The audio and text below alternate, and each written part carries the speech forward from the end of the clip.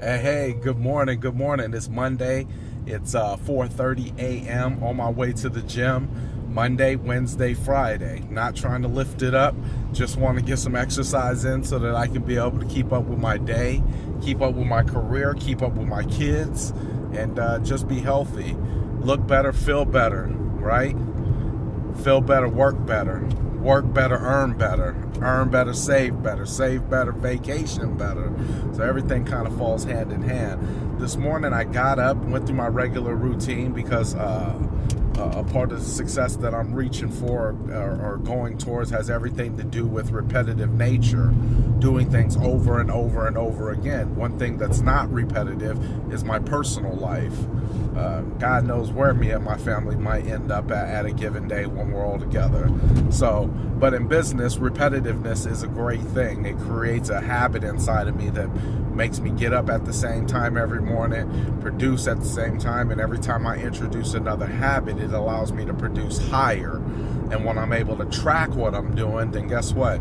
I can track if I'm producing at a higher level. In business, we look at quarters. There's 4 quarters in a year: January to March, April to June, July to August, September to December.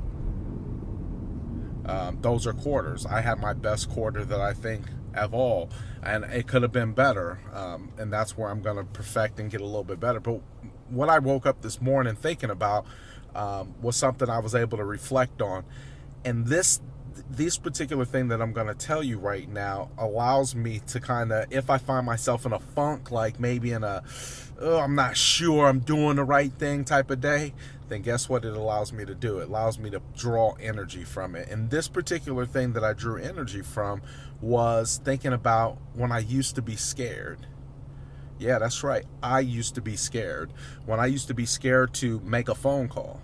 You'd be like, make a phone call? What are you, retarded? No, make a phone call. Seriously, a part of my business is about drumming up business.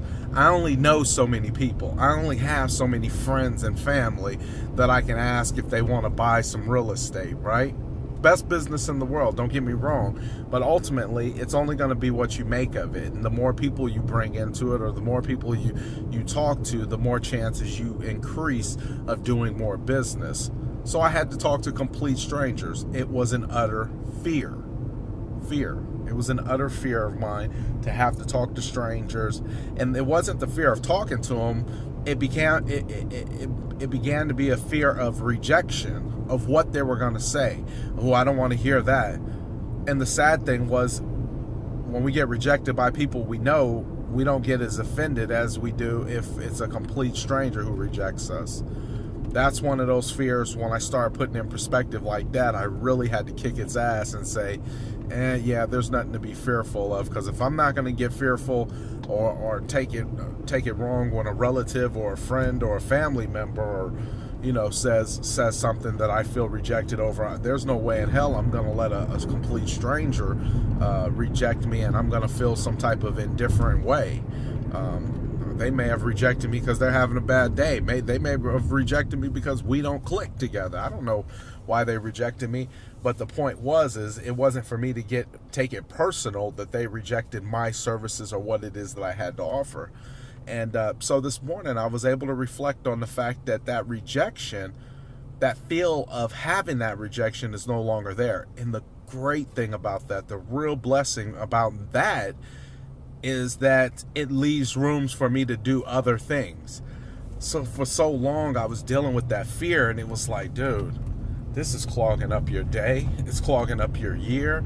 It's clogging up your income. It's clogging up your dreams. It's clogging up your ambitions. It's clogging up your time. Man, that was one I had to kick really fast because it was creating more damage than it was good. And I implemented a couple techniques that allowed me to actually do that. The fact of the matter is that when I was able to get that done and overcome those fears that I actually thought about this morning that I no longer have, I was like, man, I feel so free. I feel like I have so much more time to focus on better things. And that's the thing. When fear is there, man, it's like a big ass elephant in the room that only you can see. and it holds up so much.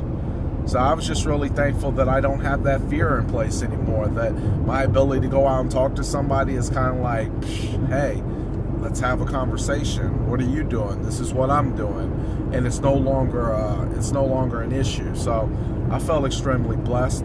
On my way to the gym, I'm going to get my 30 minutes out the way. I'm not looking to lift the gym. I'm just looking to guide my body in the right direction and let it tell me what it wants to do, but create a habit of doing it on a regular and continuous basis. So God is good all the time, taking care of business.